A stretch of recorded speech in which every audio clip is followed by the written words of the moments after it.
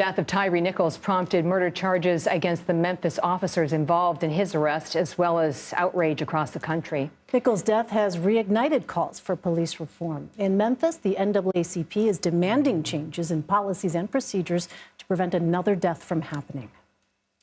We know that it would be difficult to make it through the footage, but yet still, we must fight for the policies that will change how we view law enforcement and how law enforcement goes about its business in this city. And that's ultimately what we are seeking to do. For more on this, we're joined by NAACP President Derrick Johnson. Derrick, thank you very much for being with us. What kind of changes does the NAACP want to see when it comes to policing?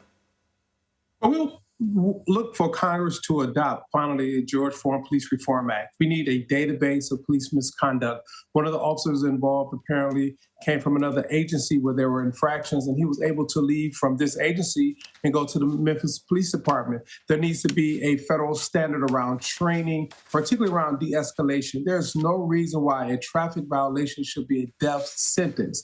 We need to ensure that the quality of individuals who are policing also have training around mental health issues. I mean, there are a multitude of things that was in the George Floyd Police Reform Act, which would have prevented much of what we have seen, not only in this case, but in cases across the country.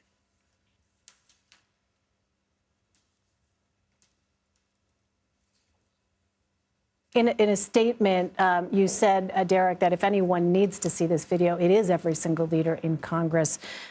Do you think that the death of Tyre Nichols will be the catalyst for federal legislation? But, quite frankly, we thought the George Floyd murder would have been the catalyst. It would have been great if the Tamir Rice murder of the 12-year-old boy would have been the catalyst. The invasion of Breonna Taylor's home, her being killed in the bed sleeping, should have been the catalyst. I can go on and name all of these victims of police misconduct. What I really want to name is the piece of legislation that can pass out of the House, pass out of the Senate, and get to the president's desk for a signature. And that's most important. Every member of Congress have an obligation to ensure that our communities are safe and that policing is done much differently than what we have seen over the last several years. And for African Americans, what we have known and talked about for the last several decades. The Memphis police chief has called the behavior in the video incomprehensible and unconscionable. What is your reaction to how this case has been handled so far? Well, I commend the police chief. I commend the city officials in Memphis. I commend the DA because they wasted no time to review, make a decision, suspend the officers, and now charge the officers. In August, the citizens of Memphis, they went to the polls and they elected a new DA because they wanted a heightened level of accountability for police officers. One badge should not be a shield from accountability. And that's what we're watching here. So I commend the chief, the mayor, the district attorney, and all of the elected officials for standing up and setting the tone of what should be the normal process in which these type incidents are dealt with. We didn't have to wait 9 months for the release of the video. The video is being released within 2 weeks of the incident. That's important. So I commend the local elected officials. Just going further on the timeline, as you mentioned, in less than 3 weeks, we saw 5 officers fired, indicted, and now tonight the release of this video. What does that tell you about the Memphis Police Department? And is it a blueprint that can be followed by other departments? Well, absolutely a blueprint.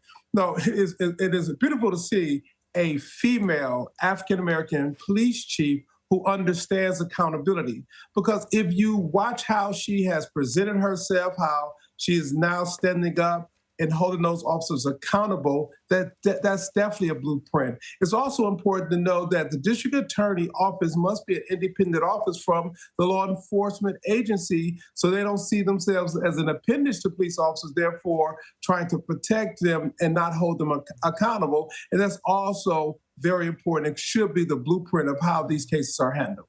Derrick Johnson. Derrick, thank you very much for your time tonight. We appreciate it.